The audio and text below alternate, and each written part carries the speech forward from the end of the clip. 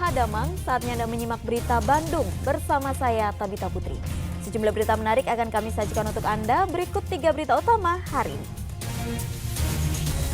Tebing setinggi 15 meter di Garut longsor, material tanah dan batu besar tutup sebagian badan jalan. Sejumlah rumah di Desa Talagasari, Garut rusak karena bencana tanah bergerak. Belasan warga terpaksa mengungsi. Polisi menembak pembunuh pegawai bank keliling di Majalengka karena melawan saat ditangkap. Pelaku kesal lantaran ditagih utang sebesar 2 juta rupiah karena sudah jatuh tempo.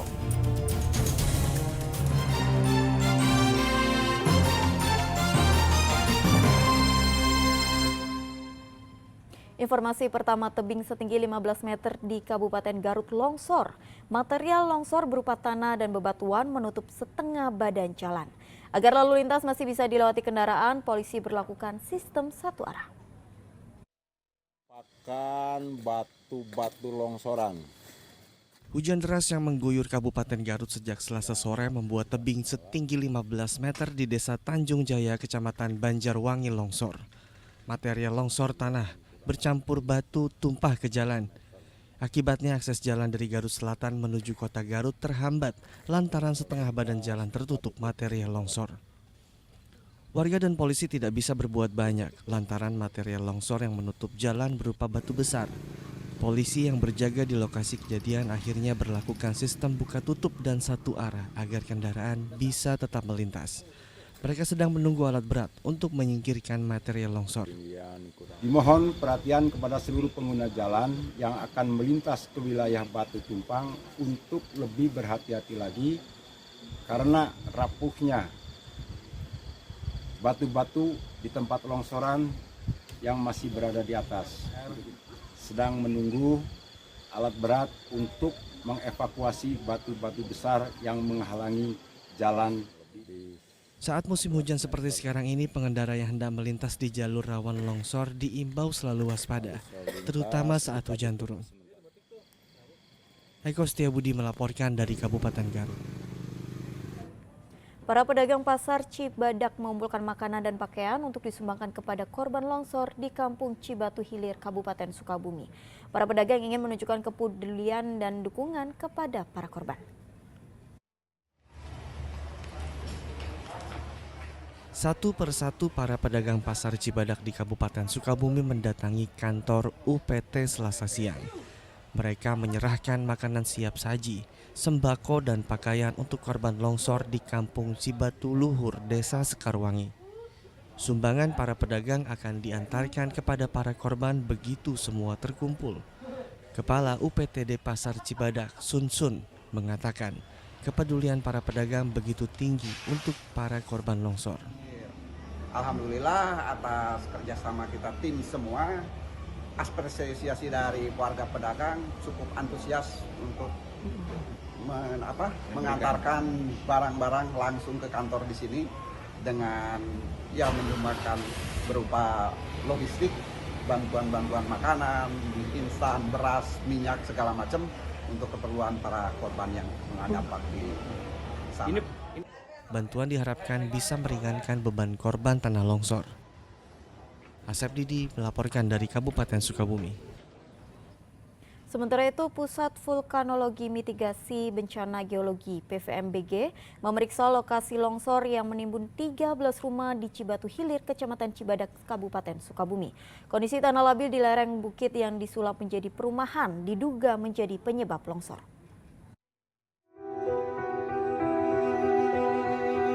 Jika dilihat dari udara, beginilah kondisi Kampung Cibatu Hilir, Desa Sekarwangi, Kecamatan Cibadak, Kabupaten Sukabumi. Tampak longsor menerjang 13 rumah. Selain itu, 6 rumah dalam kondisi bahaya dan 60 rumah masuk dalam kategori beresiko. Pusat Vulkanologi Mitigasi Bencana Geologi memeriksa kondisi tanah yang menyebabkan tanah longsor. Hasil pemeriksaan kondisi tanah nantinya akan berdampak pada kelanjutan permukiman. Apakah masih layak ditempati atau warga akan direlokasi ke tempat lain. Longsor yang terjadi sekarang, perumahan-perumahan yang kampung warga yang berada di selatan dari longsoran, kemudian juga tadi melihat potensi longsoran yang berada di area TPT di bagian atas pemukiman. Jadi ya tadi ada beberapa tempat kita untuk surveinya, juga dari atas jalan nasional juga kita tadi selusuri alur air yang mungkin masuk ke dalam area longsoran itu. Mungkin itu aja. Warga diimbau menahan diri agar tidak mengambil barang di rumah yang masih tertimbun longsor karena takut longsor susulan. Sebagian tanah longsor masih tertahan rimbunan pohon bambu sehingga memberi kesempatan kepada warga selama 30 menit untuk menyelamatkan diri saat longsor terjadi. Asep Didi melaporkan dari Kabupaten Sukabumi. Sejumlah rumah warga di Desa Telaga Sari, Banjarwangi, Kabupaten Garut rusak akibat fenomena tanah bergerak. Untuk sementara, warga pun mengungsi ke rumah tetangga dan kerabat. Sejumlah warga di Desa Telaga Sari, Kecamatan Banjarwangi, Kabupaten Garut terpaksa mengungsi untuk sementara lantaran rumahnya terdampak pergerakan tanah. Kerusakan terjadi pada lantai dan tembok rumah yang terbelah. Hingga saat ini ada 4 rumah yang terdampak tanah bergerak yang dihuni oleh 13 orang. 1 rumah di antaranya rusak berat. Ya masih gerak sampai sekarang. Malahan kemarin yang parah mah langsung bisa beli. Nah sekarang tinggal di mana sekarang? Di tetangga mengungsi dulu. Kalau di sini ada berapa rumah nih yang terdampak nih pergerakan tanah? Hampir 4. Yang rusak berat yang mana ini teh? Yang ini, yang rumah saya. Pergerakan tanah di kawasan permukiman warga menyebabkan pergeseran tanah sepanjang 100 meter dengan lebar atau belahan tanah sekitar 1 meter dan kedalamannya sekitar 15 cm.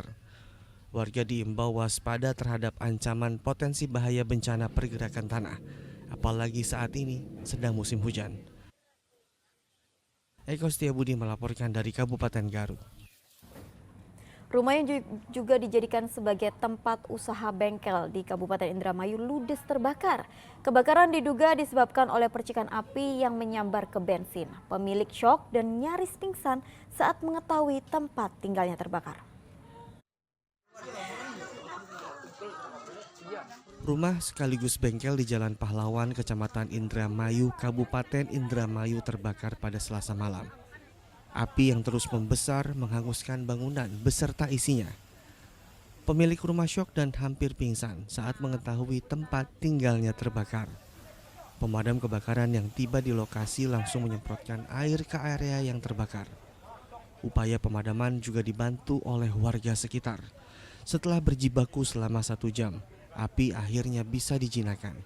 Api pertama kali muncul pada bagian depan rumah, tempat penyimpanan bensin eceran. Diduga percikan api menyambar ke bensin, sehingga membuat api dengan cepat membesar. Dugaan sementara dari pengisian bensin. Oh, pengisian bensin. Bensin di botol ya. Bangunan rumah, motor, peralatan masak, bengkel. Ya, peralatan bengkel. Ada korban Pak? Korban jiwa untuk sementara tidak ada nihil. Korban luka? Luka ringan tidak ada nihil. Mungkin yang punya rumah posisinya sok aja kaget. Untuk memastikan api benar-benar padam, petugas melakukan pendinginan. Tidak ada korban jiwa dalam peristiwa ini. Petugas masih menyelidiki penyebab kebakaran. Maruli Habibi melaporkan dari Kabupaten Indramayu.